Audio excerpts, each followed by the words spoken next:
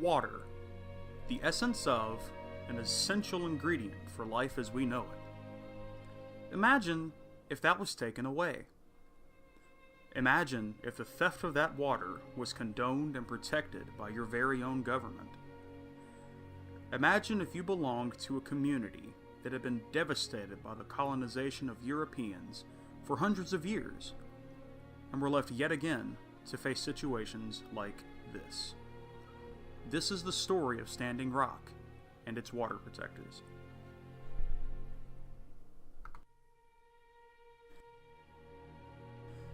In 2016, the Sioux tribe at Standing Rock were informed that a major oil pipeline, the Dakota Access Pipeline, would be built directly over their land.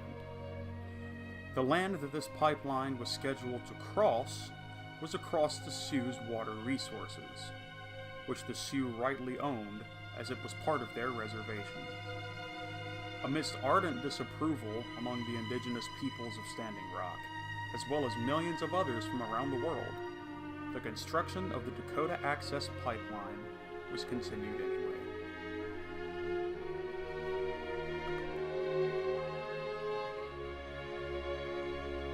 Oil spills are all too common in today's world, and with that in mind, the Sioux tribe was highly concerned with the possibility of this oil pipeline malfunctioning, effectively poisoning their water supply, as well as the land surrounding it.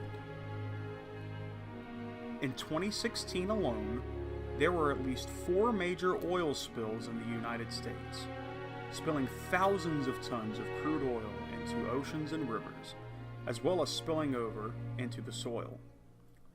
A spill from the Dakota Access Pipeline would destroy the Sioux's self-sustainability, as well as the areas surrounding Standing Rock that depended on the water from those lands.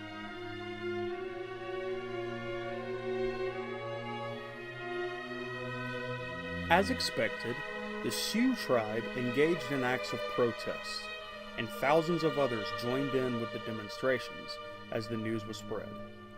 The events at Standing Rock quickly became a media sensation, and news organizations from around the world flocked to the site to report on the situation.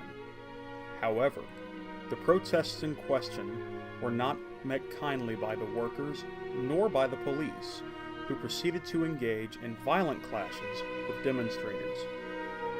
These clashes involved the use of tear gas, dogs being sent to attack protesters, as well as physical altercations between demonstrators and the police themselves.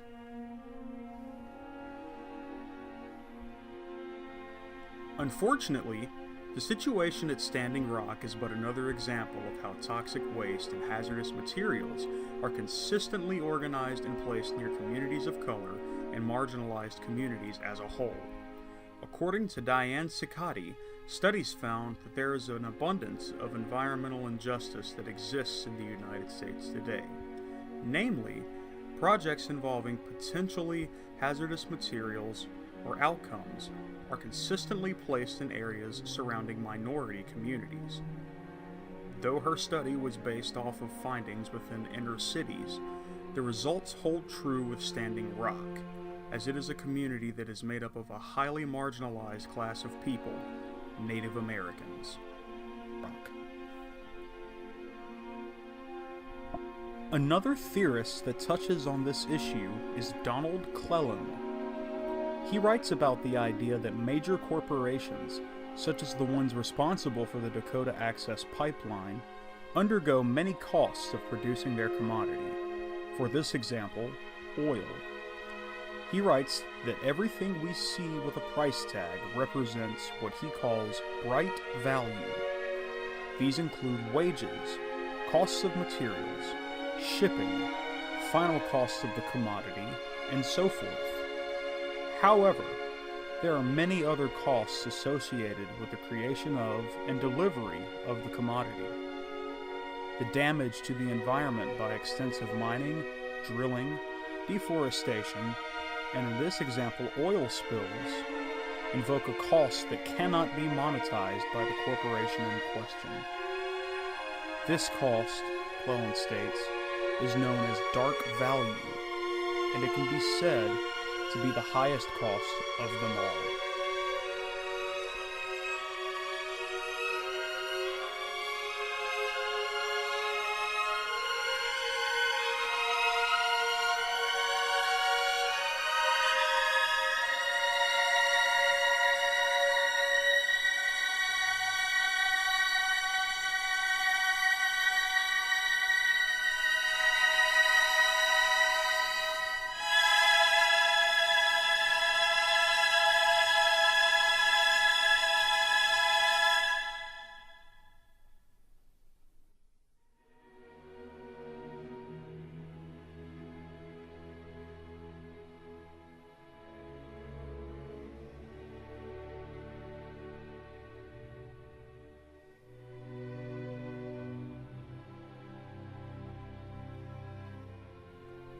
With Cleland's dark value in place, as well as Sicati's evidence of hazardous materials being deliberately placed in close proximity to minority communities, it is highly evident that there is a deeper meaning to the incidents surrounding Standing Rock.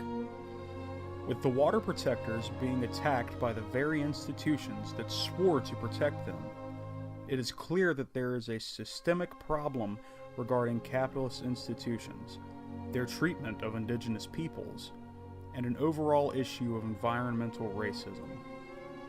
Do the Sioux at Standing Rock not deserve clean water, just as the white families in suburban America? How would politicians and the media react if this pipeline were forcibly built in Beverly Hills, or directly across the White House lawn? How would you react if the same pipeline were built in your own backyard, knowing that the probability of it bursting and effectively destroying everything in its path was higher than not? These are the questions we must ask ourselves to better understand the overall issue at Standing Rock. It is easy to see the issues at Standing Rock as not pertinent to ourselves, and to create distance from the conversation. However, this issue is far greater than just Standing Rock. Pollution of water sources threatens life across the entire Earth. Without water, there can be no life. This is our home, and it is the only home we will ever see. It is important to protect it.